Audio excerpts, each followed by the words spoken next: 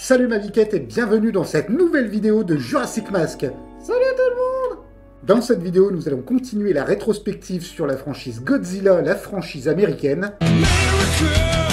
Débutée en 2014 par Gareth Edwards, aujourd'hui il s'agit donc de Godzilla, Roi des monstres, le deuxième épisode, et cette fois-ci réalisé par Michael Dougherty. Est-ce que ce film est à la hauteur des attentes des fans du célèbre kaiju? Est-ce qu'il offre un spectacle visuel et sonore intéressant? Est-ce qu'il propose une histoire et des personnages qui tiennent la route? Est-ce une digne suite de 2014? Eh ben c'est ce qu'on va voir tout de suite ensemble dans cette analyse critique sur Godzilla 2, Roi des monstres, générique. Générique!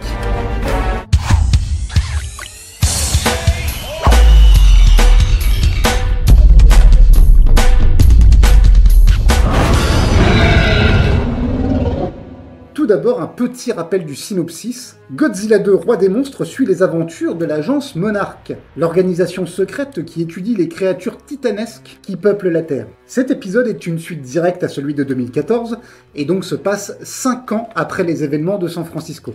Godzilla est devenu pour certains un dieu et pour d'autres un châtiment. Mais les humains vont devoir se rallier à la cause du grand kaiju s'ils veulent survivre à une menace encore bien plus grande. Une menace plus grande que Godzilla ? Bah bien sûr mon bon JP. Commençons par les points positifs de Godzilla 2. C'est évidemment les scènes d'action. Et les scènes de bagarre entre les monstres. Jamais tu le refais ça. Oh, c'est ma chaîne JP. Non, c'est notre chaîne. Enfin bref, le réalisateur Michael Dougherty a réussi à rendre hommage aux films japonais originaux en y faisant revenir quelques titans très kitsch des années 60 et 90. Les monstres sont magnifiquement animés, très bien designés, et leurs affrontements sont accompagnés d'un sound design en deçà du précédent film, mais qui apporte une identité quand même à la saga. On ne peut qu'admirer la beauté et la puissance de ces créatures, qui sont les vraies stars du film. Oui, parce que si vous cherchez des personnages intéressants, là c'est votre chemin. Sur l'affiche c'est bien écrit Godzilla. Oui, c'est vrai, c'est un peu dommage par rapport aux personnages, mais on va le développer. Bon, il y a eu aussi un petit essai de rendre le film intéressant artistiquement parlant. Là où Gareth Edwards avait quand même réussi à créer un film qui était plus proche d'une fresque, une peinture, Michael Dougherty en fait se contente de jouer simplement avec certaines couleurs. Bon, on peut déjà saluer cet effort. Ouais, pas trop de fleurs d'un seul coup quand même. Bon, après, j'y fais rien, JP. Le problème, c'est que il va jouer avec les flares, avec les zooms, avec, je te dis, 2 couleurs dominantes. Ouais, il essaye de se créer une identité, quoi. Oui, je pense, mais bon, pour le coup, c'est un peu loupé. Il y a quand même quelques plans qui sont superbement bien pensés, JP. Mais malheureusement, ils sont trop vite effacés par le rythme infernal du film. Il y a là, pour le coup, peu de place pour la contemplation ici. Ouais, mais moi j'aime bien les films de bourrin. Ouais, c'est ça, JP, le problème. C'est que ça devient presque un film bourrin. Là où celui de 2014 avait quand même quelque chose à raconter. Enfin bon, tout doit aller trop vite. Le film, je pense, aurait mérité 20 à 30 minutes de plus. Pour être un peu plus digeste quand même. Les couleurs dans ce film racontent quelque chose. Le bleu contre le jaune, ce qui symbolise donc le camp de Godzilla, le bleu donc, le froid, l'eau, le pouvoir atomique du kaiju, et donc de son allié Mothra. On en discute juste après de Mothra. Donc contre le camp de Ghidorah, qui lui est un camp plutôt avec couleur chaude, le jaune, le orange, qui symbolise donc le pouvoir de Ghidorah, qui sont les éclairs jaunes, les tempêtes de sable, les tempêtes aériennes, les nuages très jaunes, le volcan, et Rodan, son allié. Oui, parce que chacun des kaiju a un allié quand même. Oui, je comprends. Regarde-moi, t'es mon allié. Parce que c'est moi ton allié, c'est pas l'inverse. Je crois pas que c'est moi qui domine. Ouais, t'as raison, tu domines. Au départ, Ghidorah est piégé dans la glace, comme si les éléments de Godzilla le retenaient prisonnier. Les éclairs et explosions d'origine humaine vont l'en sortir d'ailleurs. L'eau bleue et froide, où Godzilla évolue le plus souvent de son temps, contre les airs, les tempêtes électriques, où évolue Ghidorah. Les deux parties s'opposent, se complètent et finalement s'annulent. Chacun des camps ne parvient pas à terrasser l'autre, tant qu'il ne se sert pas des éléments de son ennemi. Ça sera un peu plus clair après. Et Godzilla doit donc briser cet équilibre pour vaincre un ennemi qui est non naturel, qui ne fait donc pas partie de l'équation de la vie sur Terre. JP, comment on fait pour vaincre un adversaire non naturel? Déjà, je comprends pas la question, ça veut dire quoi un adversaire non naturel? Le film nous explique qu'il y a comme une grande équation de la vie sur Terre, que Godzilla en est le garant, et que donc Ghidorah viendrait perturber cet équilibre. Et qu'est-ce que tu comprends sur le fait que Ghidorah ne serait pas naturel? Il doit être fait en CGI. Je vais vous expliquer du coup tout ça en détail. Ça se passe dans le combat final entre Godzilla et Ghidorah. Et petit spoiler si vous n'avez pas vu le film, Godzilla chope un petit power-up des familles qui va le surbooster, et donc son ennemi non naturel va succomber à une attaque non naturelle.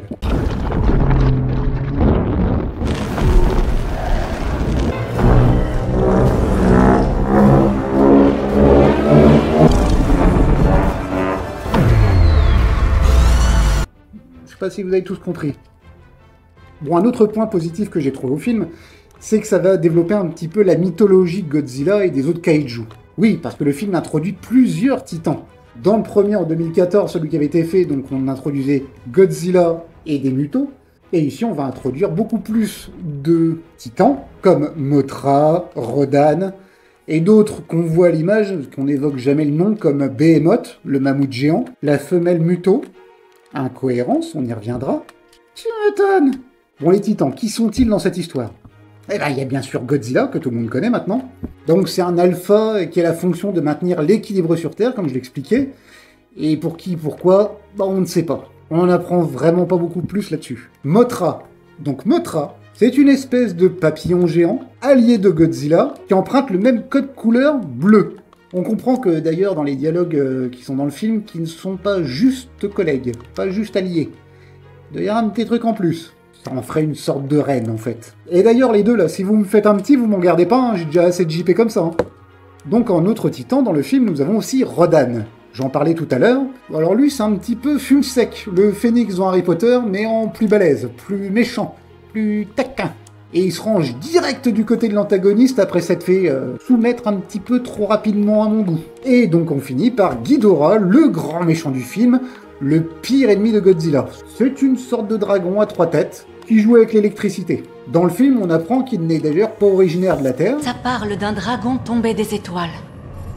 Une hydre, dont la fureur dévorait à la fois les humains et les dieux de la Terre. Quoi, comme un extraterrestre? Et qu'un précédent et très ancien affrontement avec Godzilla l'a piégé dans la glace pour le mettre hors d'état de nuire et rétablir l'ordre naturel de la planète. Son objectif est de terraformer la Terre pour rendre aux titans qu'il soumet l'usage exclusif du monde. Donc vous comprenez mieux pourquoi je disais non naturel, parce qu'il ne fait pas partie de la Terre.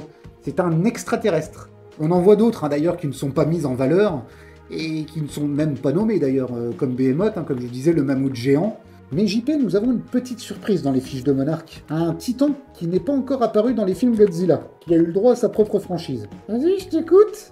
Bah, tu vois pas de qui il s'agit. Je devrais. Bah, il est plutôt connu en fait, donc Non, je déconne, j'ai bien compris qu'il s'agissait de Kong. Tu parles d'une surprise. Ce qui voulait dire d'ailleurs que donc le prochain film était donc déjà sur les rails, qu'un affrontement Godzilla versus Kong allait effectivement voir le jour au cinéma. Le film démontre que les humains outrepassent leurs droits sur la nature, en tentant de maîtriser les 17 titans répertoriés, avec une machine qui s'appelle l'Orca. C'est quoi l'Orca? Alors l'Orca, mon bon JP, c'était un espèce de vieux Macintosh portable, et il a pour fonction de combiner donc les différentes fréquences des kaiju qui existent. Ouais, d'accord. Et quelle idée d'avoir inventé une machine de con comme ça? Ça va leur servir à quoi? Eh ben ça, mon bon JP, c'est ce qu'on découvre dans le film. Et d'ailleurs, c'est un peu bidon. Le but de l'Orca est de communiquer avec les titans, à la base, et on découvre très vite dans le film d'ailleurs qu'il a un autre intérêt. Celui d'aller en réveiller un supplémentaire qui est pris dans la glace depuis des millénaires. On a tous compris de qui il s'agissait. Bon, on va passer maintenant au point négatif du film, mon bon JP. Et là, accroche-toi, il y en a quelques-uns. Le principal d'ailleurs défaut de Godzilla, roi des monstres, c'est son scénario, qui est un peu trop faible et un petit peu trop prévisible. Le film enchaîne un petit peu les clichés et les incohérences, et ce qui nous fait pas du tout croire à l'histoire. Le film repose donc sur une intrigue principale qui tourne autour d'une famille, les Brody, pour faire un petit clin d'œil aux Dents de la Mer, ceux qu'on la ref, dont la mère, Emma, a mis au point donc cet appareil capable de communiquer avec les monstres, et qui décide donc de tous les libérer pour rendre la Terre aux titans. Mais elle est con celle-là! Oui, c'est ce qu'on se dit tout le long du film justement. Ça va être quoi sa motivation? Bah le truc, alors je vais t'expliquer les motivations, faut essayer de pas rire.